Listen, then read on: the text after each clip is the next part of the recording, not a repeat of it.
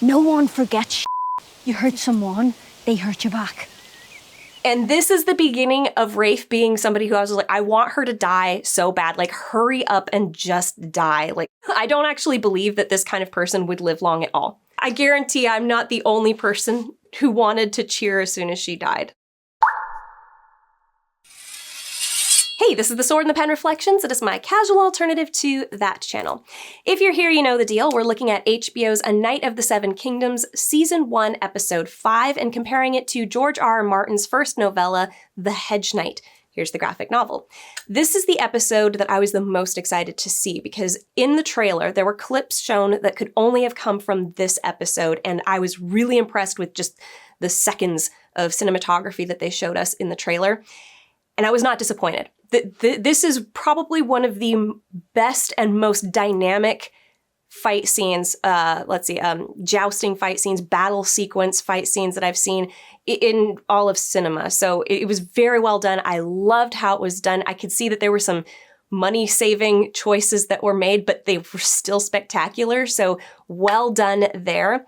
There is, however, a huge flashback that takes up the majority of this episode, and that's not from the novella, and I wasn't really convinced on the choices that were made and how they're supposed to be propelling the main character in the present tense, so we'll go over it as we go over it, just like we do. But anyway, before we do get into it, I just want to say please excuse my sniffling and coughing. I am still recovering from being sick yet again. This is the second time in 2026, so do also remember that you can watch me at 1.5 to 2 times speed. That way I sound more like a YouTuber and less like just some rambling person on the street.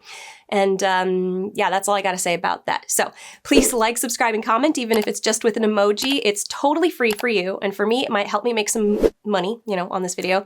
There's also hyping. So if you're on the app on your phone or on a tablet, take the comment bubble, swipe it to the side, and you'll see the hype option there. You gotta click that. It's now important for boosting videos in the algorithm. I don't know how it works, but it does. Otherwise, if you have the means and you're feeling generous, check out my Patreon, Ko-fi, or hit the money heart thanks button down below. You can become a subscriber, even for just $1 a month, or you can leave me a one-time tip, also just for $1, and I appreciate anything. But let's just do this and get into it. It starts out with Prince Baelor taking the lead, talking to the other knights, telling them to stay on their mounts, stay in formation, stay focused, fight like hell. He says they're going to try and kill you, so, you really need to stay focused. And they're like, yeah, we're going to fight like hell too. Then you've got Raymond and Dunk start puking, which isn't from the book, but I actually like this. This is like a typical thing that happens when you're scared. Sir Humphrey, the guy who broke his legs after his horse was lanced through the throat during the tournament, he calls them, green boys, which is fine. Then Beesbury, he's the knight that the show folks won't really know at all, brings up, what about the 3 Kings Guards? Like, they are the best in the land, so what are we supposed to do about them? And Baelor's like, don't worry, I will focus on them. They can't hurt me because I'm one of the royal blood. And then Sir Robin, that's the one-eyed guy, goes, is that honorable, your grace? And Baelor's like, well, we'll let the gods decide. That's all like straight out of the book. I loved it. The only thing that was missing from this strategy that I really wish they included, because to me, it made it so much more intense going into this first engagement. I forget, somebody told me what the names of all these like parts of a joust are, but the first charge basically is Baelor says, okay, they're going to come at us with battle lances, which are sharp and deadly and, awful, but we're going to go at them in the first run with tournament lances, which are much longer. And even though they're designed to break, because they're so much longer, we would hit them first. So if you can unhorse somebody, which you would do with a much longer lance far before they can actually get to you, then great, like you're fine. So that was kind of their strategy, was we're going to try to hit them before they can get to us. And I thought that was a brilliant move. I thought this was excellent. So I wish that they had done that in this, because to me it was a huge risk, but it also made a lot of sense strategically. So I'm a fencer, like the Olympic fencing style, not this. This would be more like, what do they call it? HEMA, I guess.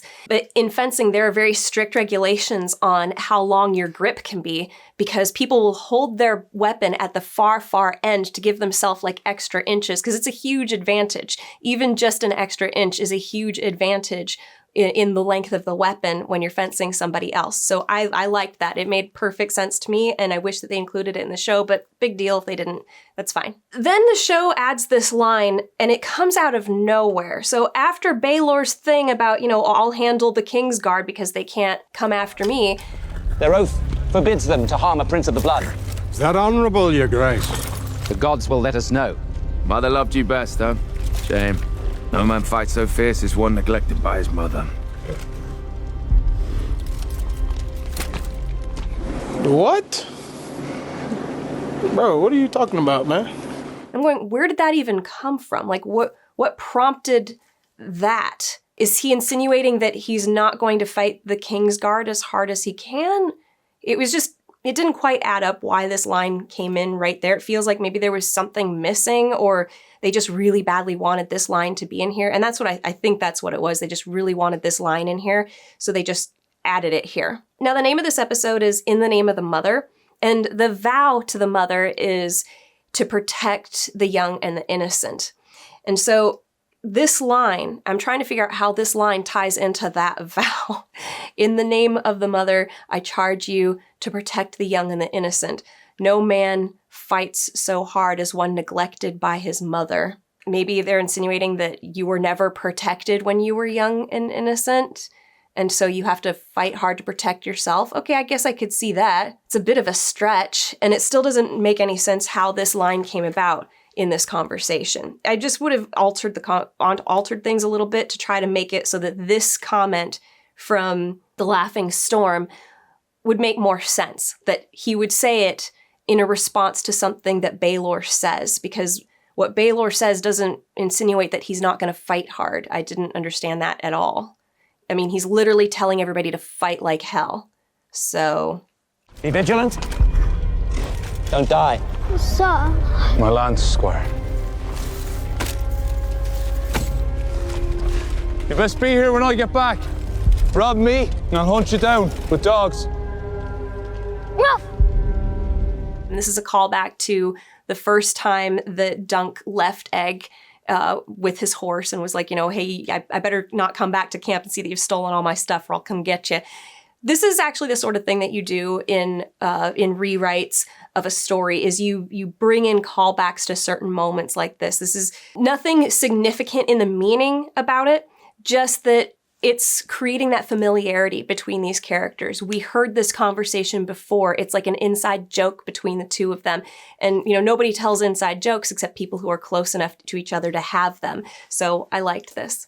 Also, the fact that it isn't funny, that it's a joke between them, but nobody's laughing, and it just falls kind of almost sorrowfully on the mood here. I really like that because it almost amplifies the intensity of the situation. The fact that this little inside joke is almost sad because it could be the last exchange that they ever have. Very nice acting on the part of this young boy who plays Egg. One of my patrons went and found that he had just turned 9 years old when they were filming this show, this season.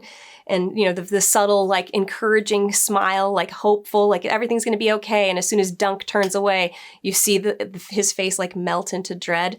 Very difficult to find a young actor that age who is able to do this on screen, in front of a camera, probably huge amounts of crew around him asking him to do this. So good find with this young kid. Title card goes up, and then we've got everybody in their lines waiting for the signal. The horses are amped and ready to go. I like that when they show the opponents, you can see that Egg's older brother is putting on his helm. He's really nervous looking as well. Remember, he doesn't like to be in tournaments or doesn't like jousting and fighting.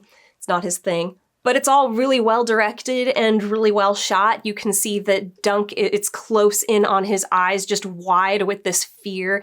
And you can hear him heavily breathing and panicking. And suddenly the horn sounds and the charges go, and all the other horses go, but his stays because he doesn't spur it into action. This is just like in the book, but it was only a second long in the book, and in this it definitely seems a lot longer than that, but that's fine because it's kind of how it happens, I think, mentally, is that what may only be seconds will feel like minutes. But I think for dramatic effect, it works really well. It was a little tougher to tell in the show if he's the one who spurred the horse into action or if the horse went into action completely on its own, because that's what it was in the book. The horse remembered to charge and just started going, which is what they would do anyway. Like, if you know anything about horses, I live in Arizona. We're very familiar with horses here. They are of the herd mentality. If you're in a line of horses and all of them charge, yours is not going to just stand there. It's going to go too. It would actually take a lot of training to make it stop and not go with the charge. So, I mean, you can even see in this that there's somebody there holding the horse back, like, don't go. But it's only something that you would notice if you're looking for it. It's all wonderful. I love this. So I didn't notice it until I was editing this that Dunk's horse, Thunder, doesn't actually start to try to move forward until after we see the shot of Egg in the stands saying, "Go, go, go." And if you remember a couple of episodes ago, Egg got up early to work with Thunder by himself, trying to get the horse to run just at Egg's command, because that's what he saw the other squires doing, that they were able to, spur the horses into the charge. So I liked that. Well done. It's like the horse heard Egg in the stands and knew to go and was trying to go. Yeah, that was not in the book. That was purely a show thing, and well done for doing that here. It suddenly gives more purpose to that scene with Egg training the horse earlier. And credit to the actor playing Dunk. Like, he's only got this much space to act, and all he's got to do is, like, make his eyes wide with fear. He's doing it very well. Like, those eyes look really, really wide. And yeah, I really loved how this shot worked. Obviously, it's a trick of both cinematography and visual effects, where the camera comes in behind Dunk's head, and then we're looking out through his visor so you can see just how limited his vision was. And that was something that even in the novella was mentioned, and I've rarely seen it represented on screen quite so well as it is here. And that is that your field of vision is so narrow like this. I mean, it's just a slit. It's a bit wide like this, but like, it's really, really narrow like this. I've put my head inside some of these jousting helms before, back in my Renaissance Festival working days. But you really can't see anything. It's so limited. Like, you just have, like, it's not easy.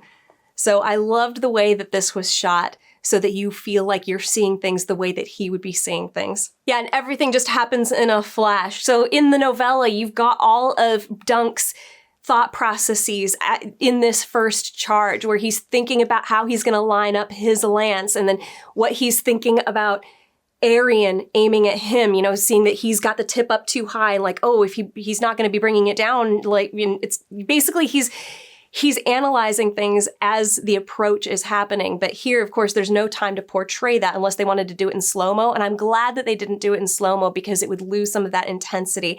But yeah, it's a big old crash with the first engagement, and then you can see that Dunk his shield has been shattered basically, and he's been stuck in the side with Arian's lance. And then Lance brings out his mace and starts swinging it around. And by the time Dunk pulls the lance out, it's just in time to see that Arian is swinging his mace around and then bringing it down just like a falling shooting star. So that was the metaphor that was used in the novella that I really liked, because it's sort of a callback to the shooting star that Dunk saw as good luck and then put on his shield, and then his shield has broken, and now this mace that's I forget what you call it, but it's basically a star shape with these spikes on it, is swinging around and then coming down at him like a falling star. So I really liked that. But in the show, so he gets hit by this and we get a blackout, and now begins this flashback. And I was really surprised that we were going to stop this incredible action right here like this. And I thought, oh, this flashback won't last very long. And it ended up being like the majority of the episode. So I don't think that was a good choice. But anyway, we'll just go right into the flashback here. But I cannot praise the intensity of this intro into the battle scene here. Is just so well done. The sound is great. The little bits of what we're seeing among the other knights, like him just noticing how the fights are going on around him, you just get little glimpses of it. I thought that was such a good choice, because that's exactly, I think, how it would be. He would be noticing the things going on around him, but he'd have no context for it. He would just see somebody's getting knocked off their horse, and it was on his team. Somebody else is, I don't know, taking a a lance to the shield or whatever. You're just catching little scraps of stuff that's going on around him. And it gives the impression, it's like an iceberg effect. You're seeing a little bit of a much bigger thing. And, before we get into the flashback, maybe I'll mention it again at the end of it when we get to the end of this fight. That is what I was really hoping we were going to be seeing in this episode, is that in the book, all we get is Dunk's perspective. And I thought in the show, we're going to be following some of the other knights and their fights. We're going to cut over to, how is Beesbury doing? How is Sir Robin doing? Like, how are we going, I wanted to see these other guys. I really wanted to see the Laughing Storm fight, but you just get them in the periphery through the entire episode, and we still stay focused on Dunk, which is also a good choice, but of course, it would mean to be a very short episode. So I was like, if you're going to lengthen this out, that would be a way to do it. Let us see what's happening to the other knights. But you have to kind of, what do we do? Do we stay focused on our main character and his emotion, which is going to make the story more memorable?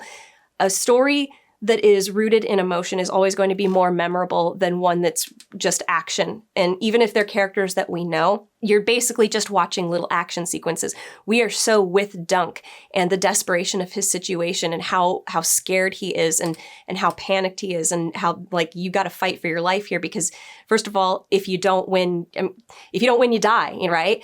Even though we do want these other characters to live as well, we don't care about them as much as Dunk. This is Dunk's story. And so focusing on him keeps us rooted in his emotion instead of jumping over to these other characters. Like maybe if we jumped over to the Laughing Storm and he's doing his laughing or just having a great time while he's fighting, despite this being a life or death situation, it might take away from that intensity, that feeling of fear and dread and, everything that comes with being just in Dunk's head. So I think it was a good choice to stay with Dunk. But if you were going to try to figure out how to lengthen this, that would have been one of the options, I think. Please like, subscribe, and comment, even if it's just with an emoji. It's a free way to support this channel. Or if you're feeling generous, check out my Patreon, Ko-fi, or hit the Money Heart Thanks button down below. You can become a subscriber or leave me a one-time tip. Anything is much appreciated. Now let's get back to it. The flashback starts with Dunk as a young teenager on a battlefield long after the battle is over. You can see that King's Landing is 20 miles in the distance. You can see the Red Keep. And he's taking the horseshoes off of a dead horse that's been laying on top of this dead knight. And suddenly the dead knight wakes up. He's not dead. He's gasping and looks terrible. And he starts crying out for his mother. He's like, "Ma, Ma." And Dunk just looks at him and goes, "I'm sorry." And then covers his mouth and leans on him to suffocate him. And the knight is thrashing around and stuff. And he's still pushing down on him. I had a big problem with this because to me, this is not the Dunk childhood that I could see producing the Dunk we have at the beginning of the first novella. And there's a difference between seeing death and being around death and fighting for your life and killing somebody to fight for your life, and then having it in you as a child to mercy kill somebody so personally, to hold your hand over their mouth while they're crying for their mother and lean on them as they struggle, literally with your bare hands killing somebody. This is very, very bizarre to me that this choice was made. Now, if they had shown that Dunk was a kid in the streets and he got in a scrape where he was fighting for his life, somebody trying to kill him, and then he kills that person, that is a more believable transition from that was a childhood that Dunk came from, and we can still have Dunk, the one who's virtuous and will literally fight to the death to protect the innocent at the beginning of the first novella. That's what we've got of Dunk in the beginning of the first novella. He's not somebody who I could see just when I was a kid, I used to mercy kill guys and, with my bare hands. It to me feels like there's a chunk of growth that is missing that would result in Dunk being a different person by the time we get to the start of the first novella. So this was not in the novella, at least not the first one. If it happened in the second or third one, I don't know, maybe it did. But to me, I would have been like, I'm not buying this. I'm not buying that Dunk would have it in him to do this. If they wanted to show that Dunk was maybe in a fight for his life and somebody was trying to, I don't know, steal food from him or just come after him, and he kills somebody in that struggle to like, I don't want to die because this guy's trying to kill me, so I end up killing him. That's completely different. There's something totally different about killing in that sense than seeing somebody who's not in your way, not doing anything against you, and you're just like, you know what, I'm just gonna mercy kill them. They're suffering, so I'm just gonna mercy kill this person. And then doing it with your bare hands, covering their mouth, preventing them from the breath of life as they struggle and thrash and call for their mom. It just does not follow that that is Dunk. So there's a thing that I've talked about in storytelling often in other videos for other shows and things, and that is that you don't want to have too much development happen off page because then it becomes unbelievable. You want a good example of this, take Mitchell from Top Gun and then take Mitchell from Maverick. He's basically the same guy.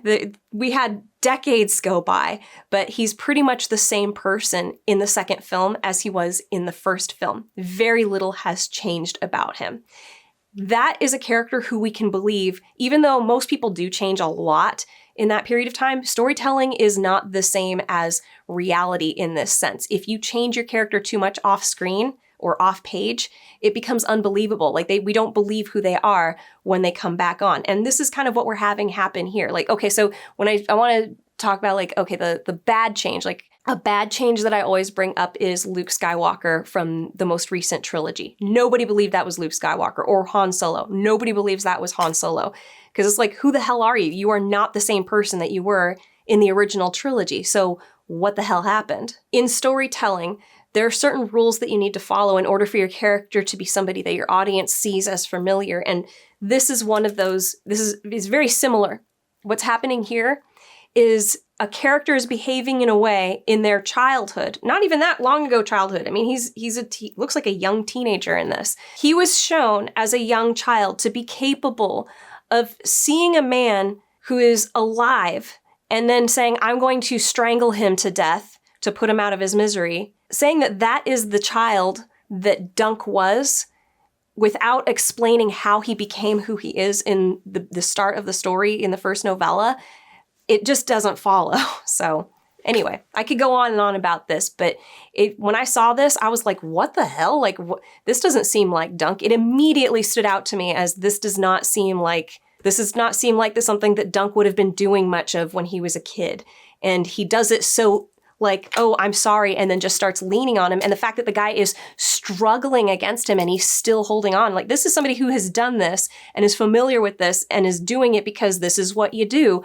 And I'm going, how did somebody that callous to life end up what we see in the beginning? Yeah, anyway, so let's just keep going. So then this girl comes over and she's obviously with Dunk and she's like, what are you doing? Don't kill him. Like, if we can, pull him out from underneath this and get him off this hill, maybe somebody will buy him, like ransom him. And they're like, okay, so they're trying to pull him out. And as they are, he dies. And she's like, well, I guess we should say some words. Do you know any words? And he's like, no. And she's like, why should we say words? And she's like, well, because you're supposed to when one of these noble ones dies, so that way they don't end up going to the same hell as the rest of us. Like, okay. But anyway, they don't know any words. And then she's like, well, let's check his teeth. I know a witch who will pay us copper for teeth. So they're going to knock the teeth out. Like, this is so freaking callous towards life. Like, this guy was alive 2 seconds ago. Dunk was looking at this knight in the eyes as he was calling for his mother 2 seconds ago. And before anyone in the comments goes like, oh, life was just tough that way, it still doesn't follow that that was the child, and then Dunk that we have at the beginning of this story in season 1 or in the first novella, that's the same guy. Like, it just doesn't follow. You know who they did a good job with in creating that callousness towards life was like Arya. Like, Arya in Game of Thrones, the show, her development is, to me, that is a much better representation. But see, we saw the journey. Like, I'll bet you if we had taken Arya from season 1 and then we never see what happens to her in the middle, and suddenly we've got her, a trained assassin who's just completely cold to life and death. And we just like, yep, this is who she became. We'd be like, what the hell? Like, what the hell? Like, how does that happen? Like, that doesn't seem right. Like, what? That's like what this feels like. But they did a good job with her in showing like the process that she had to go through in order to develop into that character. And yeah, anyway, just feels like there's something missing. Yeah, and then to add to my argument, like, as they're walking away from this battle scene, Dunk is clearly disturbed. What? I've never seen a man die before. Yeah, but not like that. He was crying for his mother. You were strangling him to death. He was looking at you with his eyes thrashing around and you were holding your hands over his mouth. This just does not follow. Anyway, they're still walking and this, what looks like a knight and squire come approaching, where it's two horses and one guy's alive and one guy is dead over the saddle of his horse. It looks like the squire is still alive and the knight is the one who's dead. But anyway, they pop back up on the road and they're still walking, and Dunk starts talking about how, like, dude, I don't know why why we are planning on leaving. Like, they're obviously planning to leave King's Landing. He's like, the war is over, the Black Dragon is dead. Ferret said we're all to get free bread now. Are you stupid? Nothing's over. Don't you remember when Puddin killed Cedric's little brother? That was an accident. Aye, and we all figured that'd be the end to it. Only for Cedric to come back a year later and near burned on half a flea bottom trying to kill Puddin. No one forgets shit. You hurt someone, they hurt you back. You want to stay? Fine. But flea bottom is full upon people hurting. It's tender wind to catch. Basically, what she's talking about is karma here. She's saying one person killed another person's little brother, and they thought, oh, that's going to be the end of it. But the thing is that that older brother went back and got revenge on the other one. She warns against this, saying, like, don't start stuff because karma's a bitch and it's going to come after you. And this becomes very important to this particular character's theme, and it's kind of wild that they do this. Yeah, but so she basically says if you hurt somebody, somebody's going to come back and get you for it. So, you can stay in Flea Bottom all you want, but it's full of people hurting. Like, it's just waiting for the shit to hit the fan. So she plans to get out of there. In the next scene, they get into Flea Bottom and we can see it's just a hellhole. You've got injured people all over the place, obviously from the battle that had just taken place. Everybody's in here doing whatever. They're getting treated. And they come across this, he looks like a knight. He's dressed like a knight. I don't know if he is or isn't, but he's dressed like this armor looks like it fits him, so it's probably his. And he's like, hey, Dunk, Rafe, what's in the bag? And Dunk holds it up and it jingles and he goes, rats. And he's like, oh, rats, really? Let's have a look. Anyway, then there's a distraction. And when the knight looks back, the two kids are gone, like they've taken off. But he notices that his alcohol flask has been pickpocketed. And then when we jump back to Rafe and Dunk, Rafe has stolen his flask. And this is the beginning of Rafe being somebody who I was like, I want her to die so bad. Like, hurry up and just die. Like, I don't actually believe that this kind of person would live long at all. And the thing is she should know better, because it's not even that she's not taking her own advice. It's like so blind. Like, she's like, don't start shit because shit's going to come back after you. So what does she do? She turns around and she immediately starts shit. Like, this is the dumbest person in Flea Bottom. It's just wild to me that this character would be written in such a way that is so freaking blind, like so stupid. I mean, if she's supposed to be street savvy, then you would know, don't start stuff. And Dunk immediately is like, hey, you shouldn't have done that. You shouldn't have taken that thing from him. And she's like, what? Alistair, I guess that's the guy's name. He's an evil guy. He was about to steal our stuff, so I stole his first. I'm really struggling to believe that this is the same person who would have given Dunk the advice, don't start stuff, because that means that stuff's going to come after you. It's like, this person's just asking to be dead. In fact, this person's asking to have been dead a long time ago. Like, it's just not believable that a character like this would have that wisdom, say that, or that they would live this long anyway in a place like this. Like, you just wouldn't live. Anyway, they bring the stuff that they took off of the battlefield to some sort of a smith or something, and he gives them some coins for it. And then as Dunk is on his way out, the guy's like, yeah, I don't want this black fire leather or whatever, so take it with you, whatever. And then we get Dunk and Rafe in what is obviously their little home or their safe spot where they keep their money and whatnot. It's like under a goat pen. Then we've got Dunk kind of looking forlorn, and she goes, what's the matter with you? You losing your nerve? Like, the worst part is over. So obviously they think that they're done plundering the battlefield. And she's like, we're going to get out of here. We're going to go to the free cities and get out of this terrible place. And Dunk is like, well, yeah, but what if it's no better in the free cities than it is here? And she's like, well, then we'll go somewhere else. And he's like, yeah, but what if it's the same everywhere? What if this is the best there is? And she's like, well, then that would be sad. And then he says, What if my mother comes back for me? I'm not stupid. I know she's dead. But what if she's just trying to get away from wherever she is? Like we are. That made no sense. If I leave, then how will she find me? You are stupid sometimes. If your mother was alive, she's not coming back for you. You don't know that. I know. I never got nothing by waiting around. what the hell is this conversation? I'm really trying to make sense of what the hell this is supposed to mean. He asks, what if my mother comes back looking for me? I know she's dead, but what if she's just trying to get away from wherever she is? Now, I have a degree in English literature, and I had to study the metaphors and between the lines, what is being said that is not said directly, and I'm really struggling with this. Like, what is he saying here? This is completely bizarre to me. Like, I just don't get this. I've played this conversation like 3 times now. Like, his mother is dead, and he knows that she's dead, but he keeps talking about, what if she comes back for me? What if she comes back here and I'm not here and she can't find me? What the hell are you talking about? Her spirit? Is he talking about her dead spirit? He goes, if your mother was alive, she wouldn't come back for you. What does it matter if she's dead? Like, this is so bizarre. This conversation, somebody needs to explain this to me because it's really not making any sense. What does this mean? She's dead, but what if she comes back for me? Comes back from the dead for you? And for him to fight her on it, like, you don't know that. Like, if she wasn't dead, she wouldn't come back for you. You don't know. What? I don't know. This conversation literally makes no sense at all. Unless I'm missing some massively metaphor. I'm just not seeing it. Yeah, but Rafe is like, if you want a family, you got to go out and get a family. And he's like, I just want to be with you. And she's like, what, because you love me? And he goes, yeah. And she's like, okay, well then I love you too. So, but I'm going. So if you want to stay with me, you better come with me. But yeah, so she goes, this city is too small for us, Dunk. So let's show her our R's.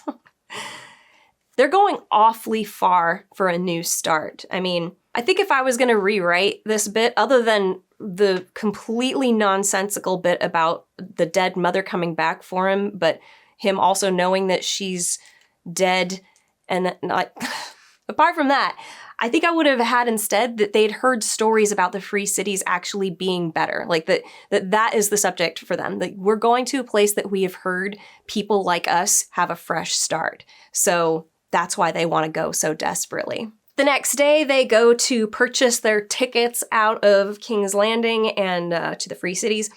And she hands over their silver coins to this guy, and she's like, 2 tickets, please. And he's like, price is doubled, and it passes their back. And they're like, what? And like, yeah, you're not the only ones who want out of here at this time. You know, obviously, everybody wants out. And so they leave. I do wish that in the editing, they had showed Rafe take the coins back, but they didn't. And I was like, you just left the silver coins on the table there. But anyway, apparently she took them back. Suppose you're happy? What? You've got plenty of time to wait around for your dead mother and I. I'm sorry. We'll find a way. My gosh, I want this girl to die so bad. They're walking off, and suddenly that guy, Alistair or whatever, corners them, and he's brought back up, and he's like, you know, hey, you got quick hands, girl. I want my flask back. Anyway, they jump on the girl and Dunk and find her coin purse and look at it, and they're like, oh my gosh, you guys got a lot of money holding out on us, you little thieves. And they're like, we didn't steal that, you know, we earned it. And he's like, you know, stealing from dead nobles is still stealing. And Dunk goes, and what do you call stealing from the likes of us? And the guy goes, well, that's just life. I do like that exchange. Yeah, but then, so they're like, all right, we'll let you go now. Like, so they're going to take off, but Rafe is so pissed off that as she pushes past Alistair, she pickpockets his knife and looks like all smug. Like, this girl is like, she has been begging for death since she was born. I've never seen somebody who wants to die so bad as this girl. And of course, what happens? The guy grabs her, grabs the knife out of her hand and slits her throat, and she's bleeding out. I'm just like, thank God. I was like cheering when she got her throat slit. You hurt someone, they hurt you back. There's nobody who has been more trouble than this girl in poor Dunk's life. Like, seriously, it's a miracle that he survived this long with her. I guarantee I'm not the only person who wanted to cheer as soon as she died. That's so ineffective. Like, we should be in Dunk's heart right now. We should feel what he feels. And the thing is I just don't feel anything for this girl at all, except that I want her to die because she literally is begging for death. Like, everything that she's doing is like poking death. Like, come on, come at me, come at me, come at me. I just don't feel for Dunk being upset that she's dead here. And that's really ineffective storytelling, which is unusual for this show so far. Like, we've actually had very effective storytelling. I've been empathizing with Dunk and what he has felt just about the entire show until this moment. Like, in this moment here, I'm like I've even understood his love of Sir Arlen, who you only get in flashbacks. Like, I could totally see looking at this guy and being like, I just admire him so much. He's been my friend. He's been like a father figure. He's just this tough old guy who's just, carries on, and admiring that so much and kind of seeing him with a little bit of rose-colored glasses. I can't see how anybody could be around this girl and not be like, wow, this girl is asking for it. I just don't feel what Dunk is supposed to be feeling here at all. Anyway, Dunk jumps in a rage onto Alistair's back and is struggling with him, and then bites, I don't know, it looks like he bites his neck. I thought he bit his ear, but we get a later shot of Alistair and his ears are all intact. And then suddenly he falls on the ground, and Alistair's like, stick him, and the other guy comes and spears Dunk through the back of his calf. And then suddenly Sir Arlen busts through a side door. Like, he obviously saw what was happening outside a window. They earlier showed a shot of two guys looking out a window at this fight happening in the alley, and I couldn't tell if one of them was supposed to be Sir Arlen. But anyway, Sir Arlen busts out of this door and goes, "In the name of the mother, leave that boy alone," and comes swinging. I love the way Sir Arlen is portrayed in this moment. He is the shining star in this. Like, forget Rafe. Who cares about that girl? Like, she was awful. But then Sir Arlen comes in here and you're just like, yes, finally. Yeah, and the way Sir Arlen's fighting is portrayed in this, it's portrayed that he's obviously a little bit drunk because he pukes. But it's so erratic, so wild. This looks like somebody who does not know how to fight, or at least who is in such an awkward position here. Like, he's either drunk or he doesn't know how to fight. And I like that it's kept, ambiguous. We don't know which one it is. Obviously, he knows how to fight to some degree and has been trained to some degree, because he did show Dunk how to joust. He did compete in tournaments. Like, we got that in the book, that he did compete in tournaments. He did go and fight for other knights and stuff like that. And, he's like, oh, we dined in your halls and he fought for you guys and stuff like that.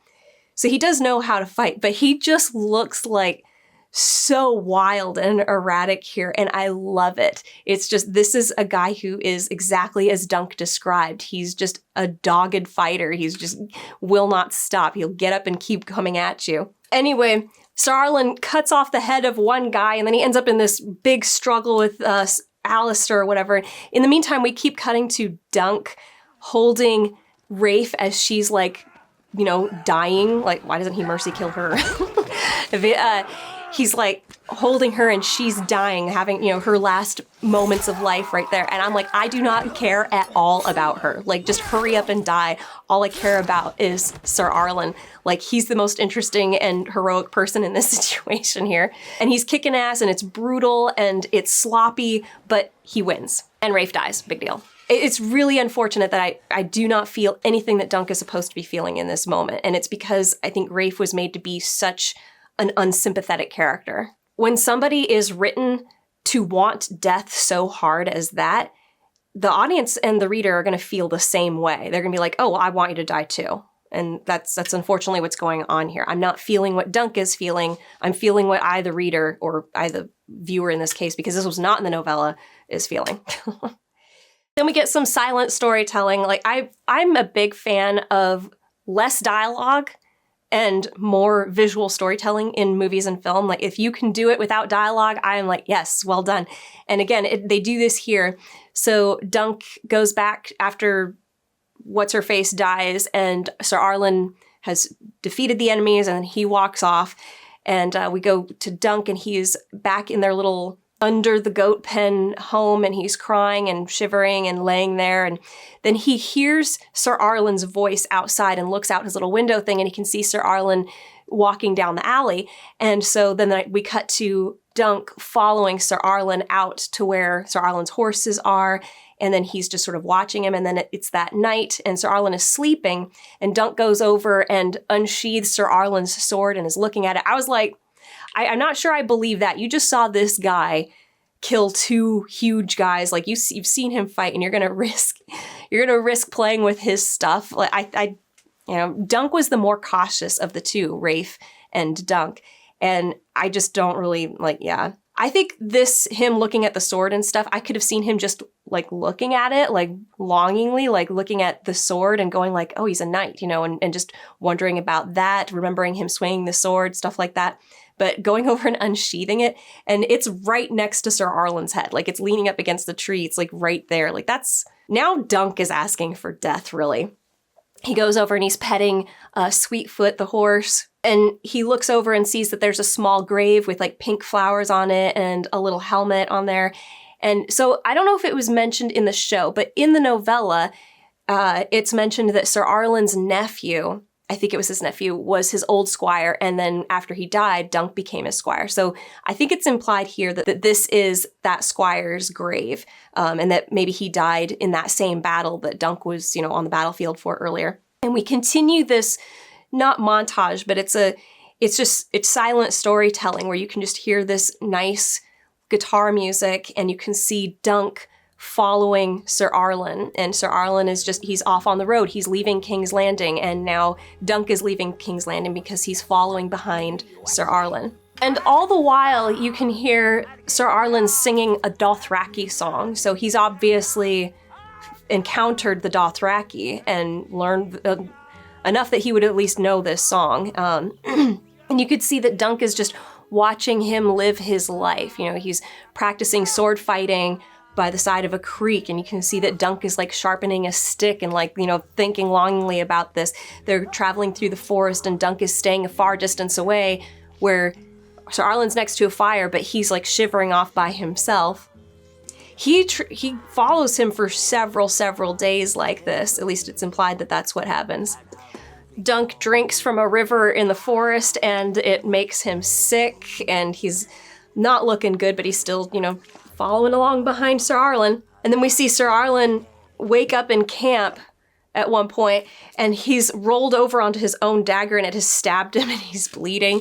Like, we can see that this is just like, I don't know, the daily life of Sir Arlen. It's a little funny to me that, like, it's not the most glamorous life, but, like, my gosh, it's way better than Flea Bottom. Like, this is paradise, basically, in comparison. And apart from Dunk drinking from a river and getting sick from that, I mean, he looked happier before that moment. Like, he looked healthier and happier. And, like, how is he getting food all this time? Like, if he can still get food while he's following behind this knight out in the countryside, why didn't they just move out into a small village in the countryside? Like, whatever. Anyway, Sir Arlen finally notices Dunk has been following him, and Dunk has collapsed on the road, and he goes over to him and holds out his flask to him, and he's looking desperate, and he tells him, get up, and then we cut back to the present tense. Now, before we continue here, this entire flashback here, it took up such a huge chunk of time,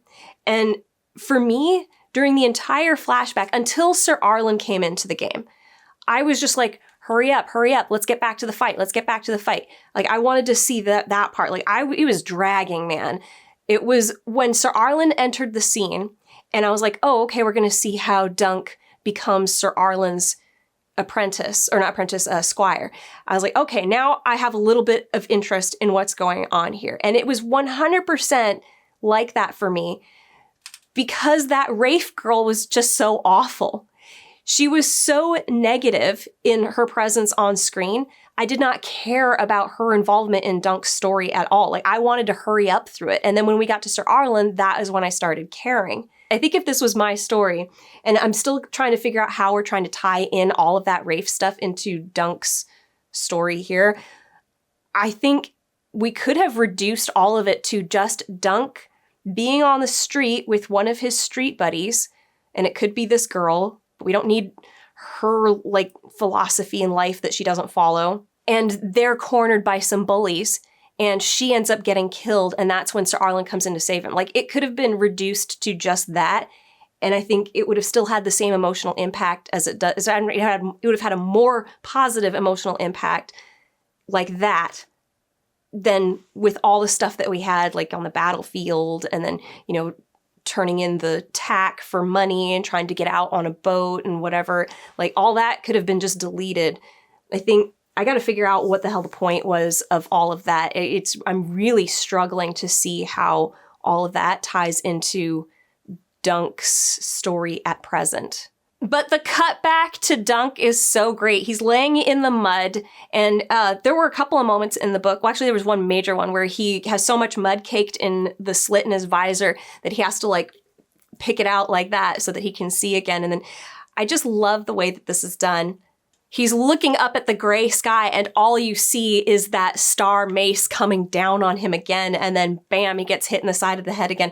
Like, I love that. That is exactly as it was described in the book. It's so remarkable that they shot it this way. You don't see people paying that close attention to the details of the book like this, and it's so effective. Like, look at what they have done just by taking what was in the book and putting exactly that on screen. I loved that. And then we just get some really great blocking and cinematography. And it's done so well that I can't tell if this was a single shot or if it was two shots that they put together just with good editing. But all the things that you're seeing happening, you know, I'm not even going to be able to describe it well. So I'm just going to play the footage and you can admire it with me.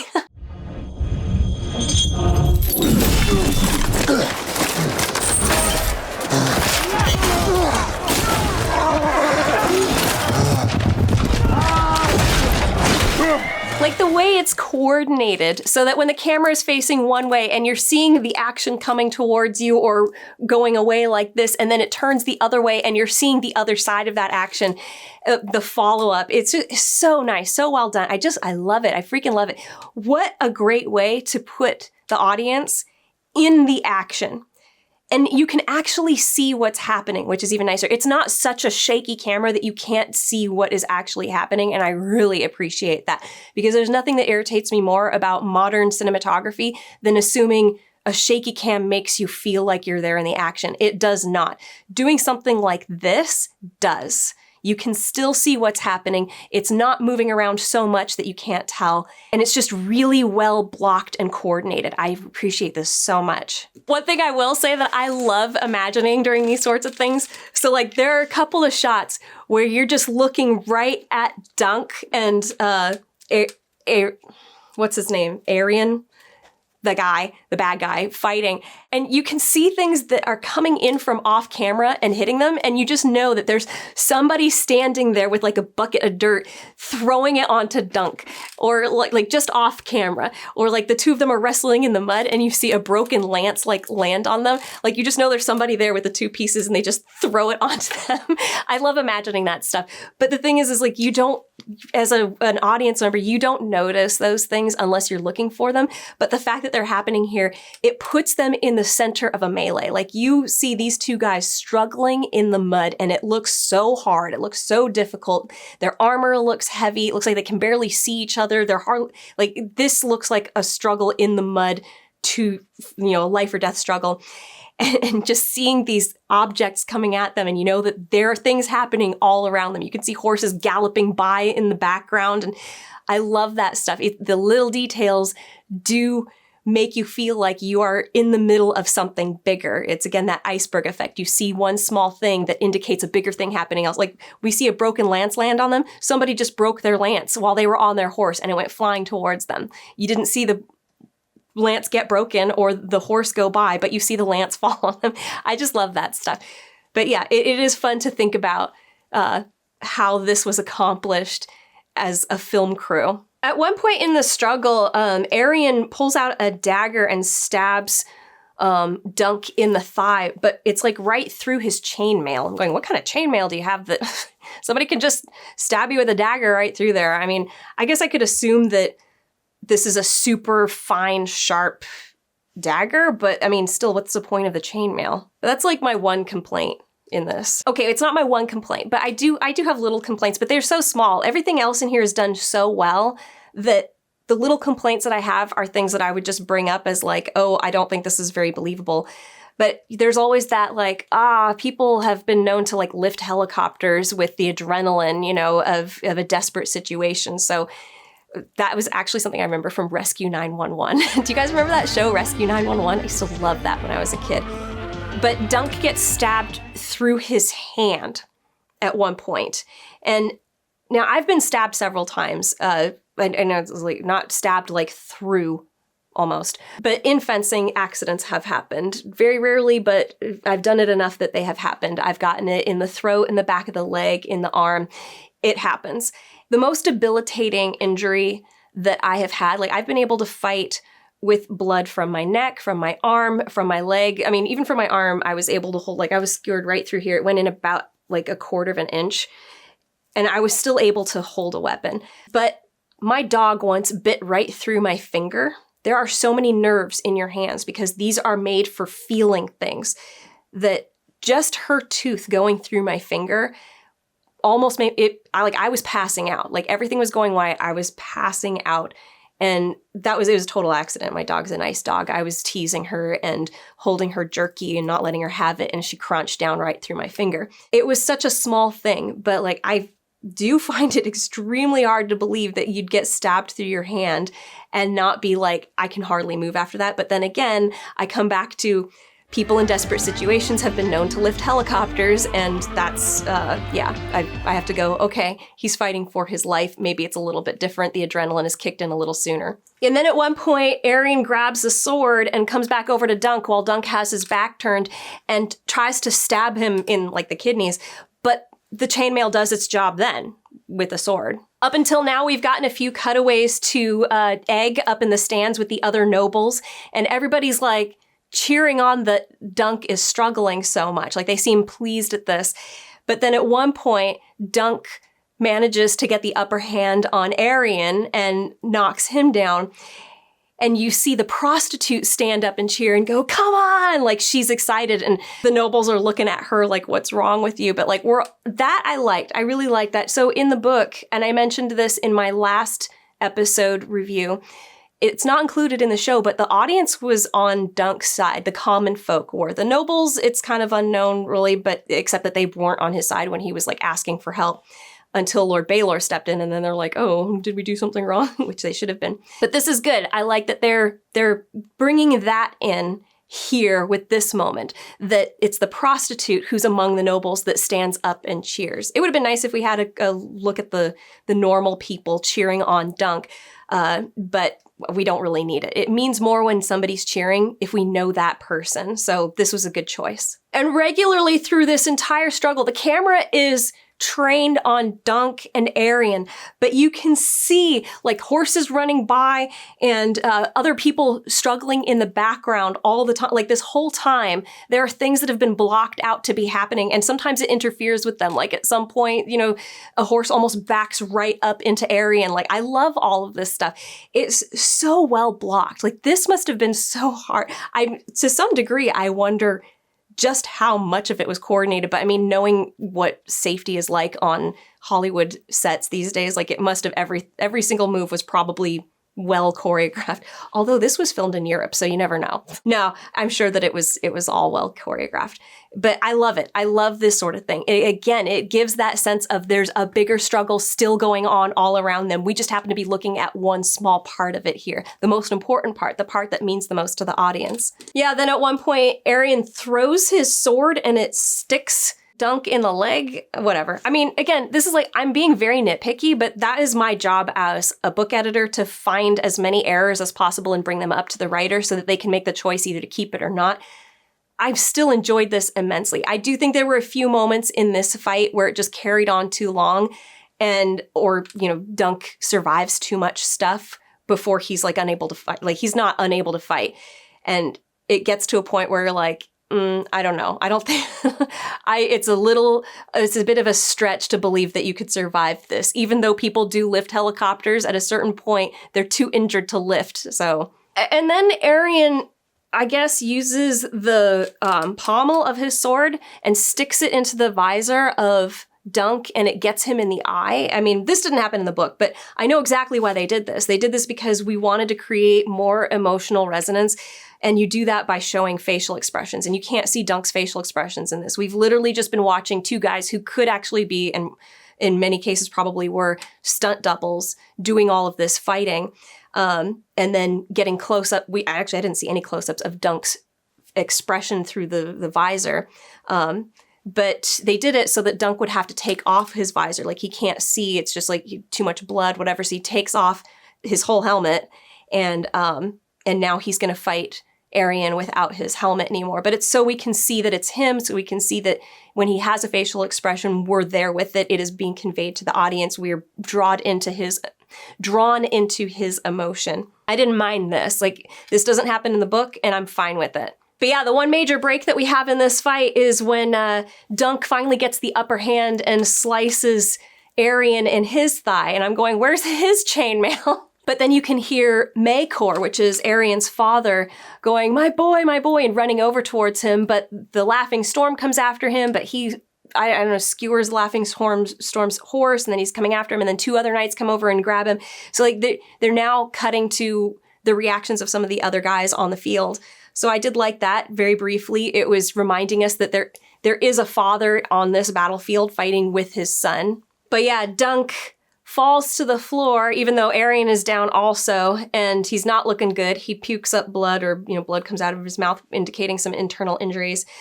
And you can see Egg stand up and very nervously like, get up, my lord, get up. And Dunk just keels over in the mud. And then this bit that didn't really happen like this in the book, but it's fine. Again, you do this in a film to create an arc in the battle itself. You would do this in a book too, but it was less necessary because we had other details in the book, things inside of Dunk's head that were happening that kept us engaged.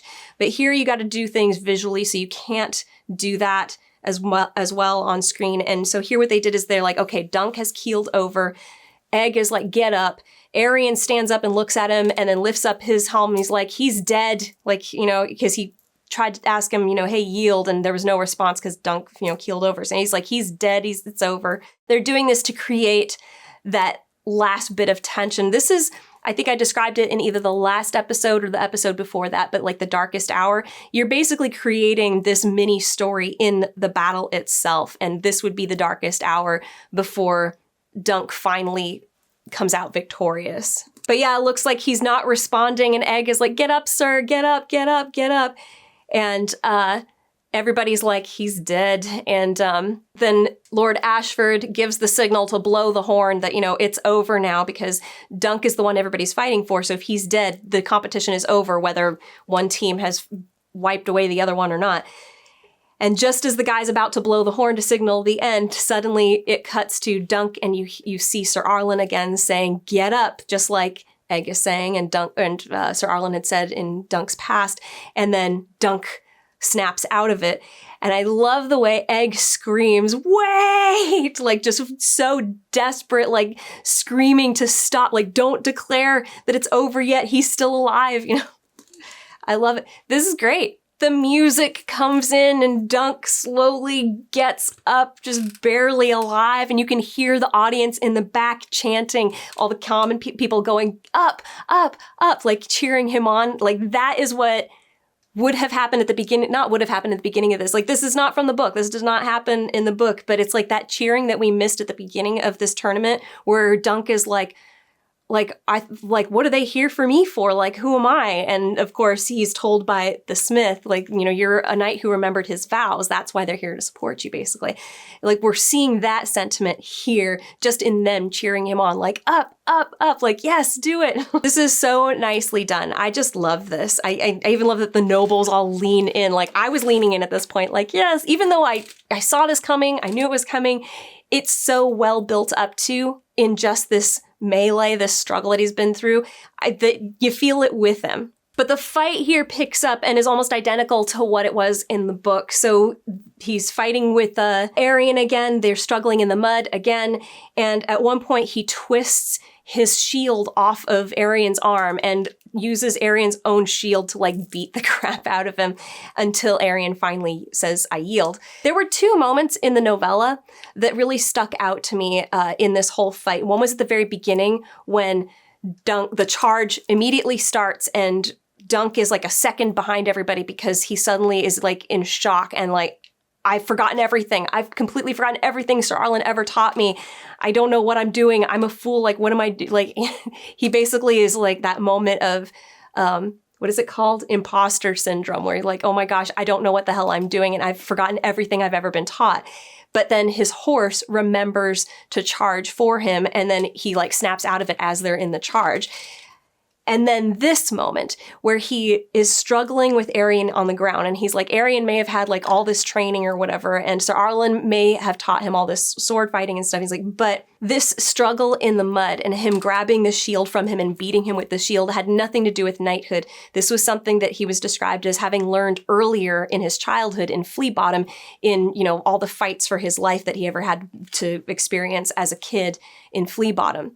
And this is the sort of thing I was kind of expecting we were going to see in this flashback, that we were going to see this fight. We were going to see Dunk in a struggle for his life in Flea Bottom against, you know, other thieves or bullies and stuff like that. And we didn't really get that. I mean, we kind of got that, but we spent all this time with this girl and it was like, what was this other stuff about? This is why that flashback felt weird to me.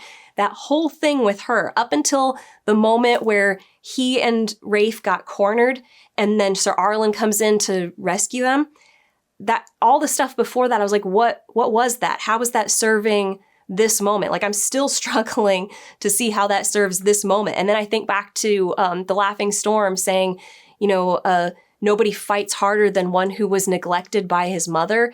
And I'm going, you mean the mother that was dead that he thought was coming for him, even though she was dead and he knew she was dead, and was like, what? It's very confused. I think it would have made a lot more sense if we just had Dunk, if we just showed Dunk in a scrape for his life where it became a desperate situation like this. And this is how he managed to survive, is by just fighting brutally and dirtily, the way that Sir Arlen came in at the end and rescued him. Like, that I think would have made a lot more sense. And I feel like everything else was kind of a distraction from that. So unless somebody can tell me there's a deeper meaning that I'm somehow missing, that I'm just not seeing it. But yeah, so Arian has yielded and Dunk gets up and he's looking around. He can see all the other knights are still fighting for their lives. So he drags Arian over to Lord Ashford and holds him up and says, tell him. And that's when Arian tells him, like, I withdraw my accusation. And then the horn is blown and it's over. It pretty much carries on identically to the book from this point forward. Dunk is carried off. He doesn't even remember how he was carried off in the book, but it's fine. And he's having his armor removed by the smith, whose name I can never remember. Steely Pate, that's it. And Raymond. And he asked Raymond right away, like, how did we fare? Like, what happened? Did anybody die? And in the book, it's only Beesbury who died. And Sir Humphrey, the other guy, Harding, he was badly injured. Like, basically, seems like he was mortally injured. But in the show, they're like, they both died. Both of them died in the first charge. So they were 5 against 7 after the first charge. That's pretty crazy. I think I almost would have preferred if Harding didn't die in the first charge, if it was like he still somehow managed to stay up on his horse just to like keep it pretty even. Because remember, the other side has 3 King's Guards and a prince. So, and then also that a-hole, Raymond's cousin. But yeah, they're looking at Dunk's wound and they're saying, okay, we're going to get you drunk and then we're going to pour boiling oil on it. That's what the maesters do. And that's when Prince Baelor comes in and he's like, boiling wine, not boiling oil. That would kill him. He's like, I'll have one of basically his maesters come over and take a look at him as soon as he's done tending to his brother Maecor. And that's when Dunk gets on his knee and says to Prince Baelor, I am your man, I am your man. This is all like exactly like how it was in the novella, like to the word. But yeah, Prince Baelor is like, I need good men. The realm, you know, he's going to say needs good men. And then he asks for Raymond to help him take off his helm. He's like, I need your help. My fingers feel wooden. And he's kind of slurred a little bit. And Raymond asks for Steely Pate to come and help, and they both remove his helmet and freak out. And that's when Baylor feels that something is wrong, turns around, and we can see that the back of his skull has been completely bashed in. It's actually not as graphic as it was in the book. Like in the book, we got a description of like, you could see his brains even. And so I was pleased that the lighting did not allow for all of that. But he falls over and Dunk goes over to him crying, saying, I'm sorry, I'm sorry. And at one point he says that same thing that Sir Arlen said, that Egg was saying to Dunk, get up. He just says it. But of course, Baylor is already gone. Like, and he's laying there in Dunk's arms, and Dunk is crying, saying, I'm sorry, I'm sorry, I'm sorry.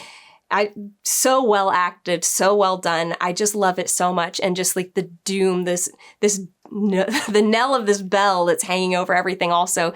It's just so well done. I really, really loved the entire action sequence of this. Even though, like I said, I had these little nitpicks that I point out, they didn't bother me much because everything else was so well done. If I cut out the first half of that flashback and use my headcanon instead, it's a perfect episode. I mean, having a pause for a flashback is like so awkward anyway, but I really struggle to see this whole, like, a man who's been neglected by his mother fights harder, I guess. And so that's why he fought, because his dead mother was going to come after. Like, someone needs to explain what this was supposed to mean, because I'm really struggling here. But I do think it was a mistake having that girl in there. I think that she was so unlikable that it was difficult to sympathize with Dunk's sorrow at her loss. And sticking to just Dunk and Arlen, I think, would have been smarter and more on point anyway. It felt like a distraction, going like, Dunk had this other life here. The only life that we've cared about for Dunk so far, or had any information about, was his life with Sir Arlen. So keeping the focus there, I think, would have been a lot smarter. But anyway, the cinematography, I think, and the blocking and choreography in this are just, it was so good. I really appreciated all of it. My goodness, the performance from Dunk, the actor, especially in these last moments here, was just beautiful.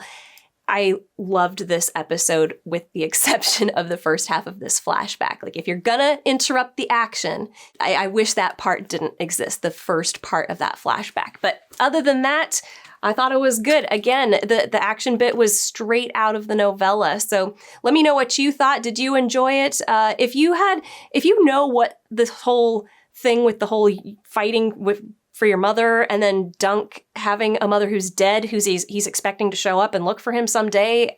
If you understand that, please tell me about it in the comments, because I'm not understanding it at all. And like I said, I am a literature major, and usually these things, they just seem to fit, if they're done well, fit perfectly on theme. And I'm just like, where is the theme here? Especially with the vow being the mother's job is to protect the innocent. And I'm going, this girl, Rafe, was not innocent. I mean, Dunk was. Nobody was fighting to protect him except for Sir Arlen, but whatever. Anyway, that's it. I've run out of steam, as I'm still not 100% recovered, so I'm going to just end it here. Please like, subscribe, and comment, even if it's just with an emoji. Otherwise, if you're feeling generous and you have the means, check out my Patreon, Ko-fi, or hit the money heart thanks button down below. That's it. Be good to yourself.